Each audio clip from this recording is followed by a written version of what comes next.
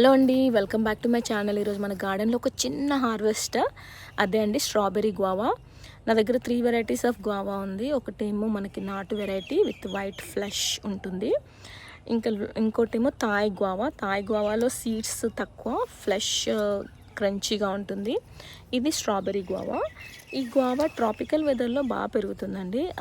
నేను క్వీన్స్లాండ్ వెళ్ళినప్పుడు అబ్జర్వ్ చేశాను. అక్కడ వీడ్ కింద కన్సిడర్ చేస్తారంట. ఇది ఎక్కడ పడితే అక్కడ ఉంది.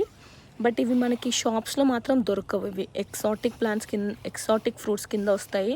మేబీ నాకు తెలిసి స్టోరేజ్ అంత బాగుండదేమో. మేబీ తెంపడం కూడా, అంటే హార్వెస్ట్ చేయడం కూడా కష్టమేమో, అందుకని ఇవి షాప్స్లో కనిపించవు.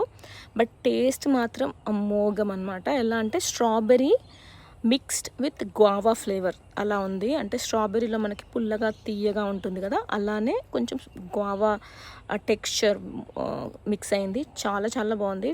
మీరు కూడా గ్రో చేయడానికి ట్రై చేయండి.